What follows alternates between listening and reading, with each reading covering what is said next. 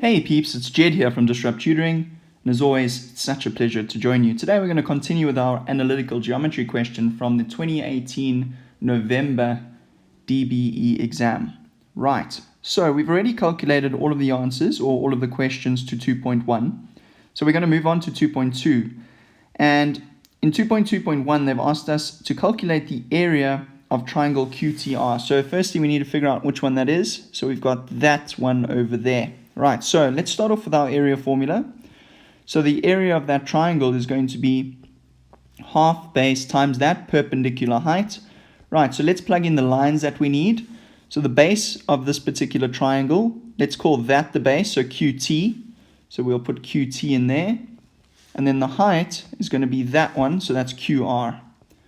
Right, what's nice is we've already calculated those. Okay, so in our first question, we were able to calculate PQ. And because they told us in the question that QR is equal to PQ, we know that QR is the same size.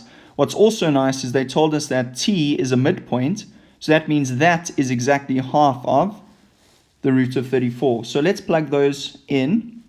So QT, all right, so QT is that over there, and we know that is half of the square root of 34.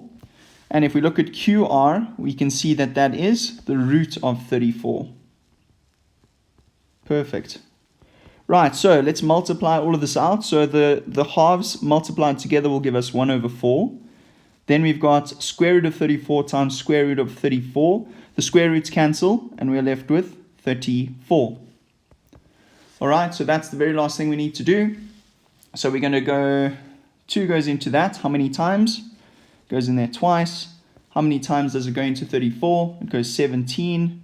So therefore our final answer is going to be 17 over 2. And we don't know what units it's in, so we're going to say units squared. And that gives you the answer to that particular question. Right, so that is the area. I'm going to move on to 2.2.2 now. Right, so in 2.2.2, they've said to us, calculate the size of theta. So we've got theta over here.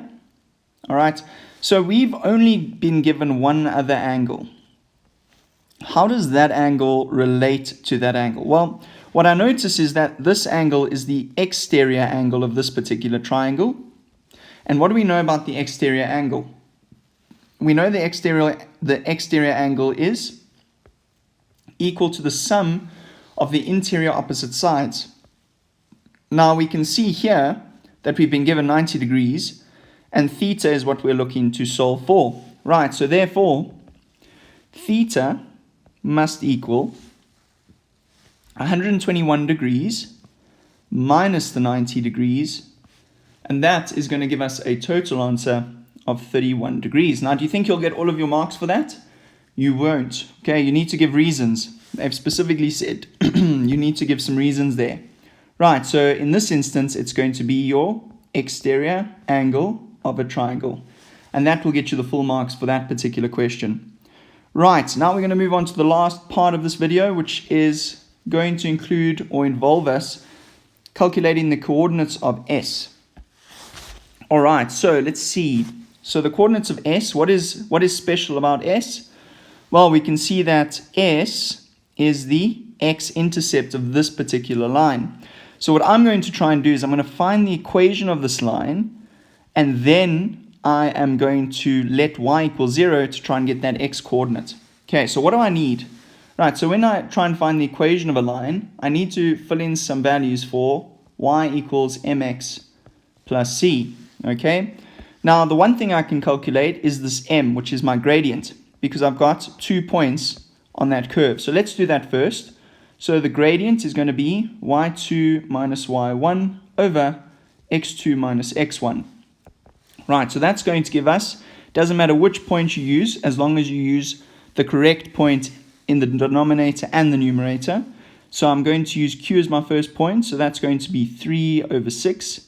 And then r is going to be my second point, which is going to be minus 2 over 9. Remember, those are all over each other, and it's subtraction.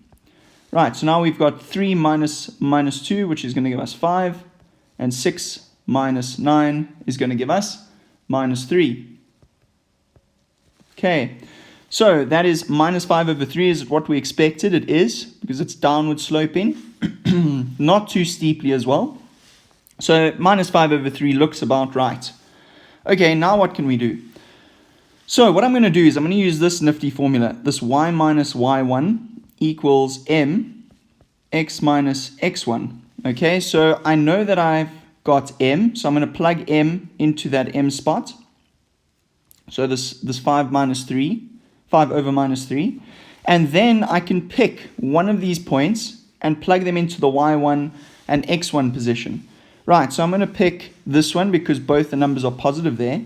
So what I'm going to do is I'm going to say y, okay, minus 3 equals, that's going to be the minus 5 over 3, open brackets, x, and then it's going to be minus 6. Now what I like to do is I like to get rid of this denominator immediately. So I'm going to times everything through by that 3. It's going to give me 3y minus 9 equals, and that's going to be minus 5, x minus 6. All right, I'm going to clear out some space now, just to finish off above. So I'm going to actually move this up, just to give myself some space below. All right, so now I need to simplify. So I've got that bracket that I want to get rid of. So 3y minus 9 equals minus 5x plus 30. Brilliant. Right, so now I'm going to keep my y on the one side. 3y equals, I'm going to take that 9 across, so that's going to be minus 5x. That minus 9 goes across, which is going to give me plus 39. I'm going to divide through by 3, and that is going to give me minus 5 over 3 as expected. And then we've got divide that by 3 is going to give us plus 13. So now I've got the equation of the line. Okay, now I need to use that in order to get the S point. What do? I need to find the X intercept. So I'm going to do it up at the top here. I'm going to shift this down just so I can have some space. Actually, what I'm going to do is I'm going to shift this up. Perfect. Right, so now I'm going to find the X intercept. So I need to let y equal 0. Okay, so when I do that, I'm going to have 0 is equal to minus 5 over 3x plus 13. I always like to multiply through by that denominator immediately. So I'm going to get 0 equals minus 5x. That's going to give me plus 39. I'm going to take that 39 across, which is going to give me minus 39 equals minus 5x. And when I divide both sides, by the 5, negative 39 divided by minus 5 is going to give me x equals 7,8. And that is what they'd look for from you. Remember, to finish off correctly, it would be good to write the coordinates of S would be 7,8 and 0. Why 0? Because we know it's on the x-intercept. Well, on the x-axis, so it's the x-intercept, so y is 0.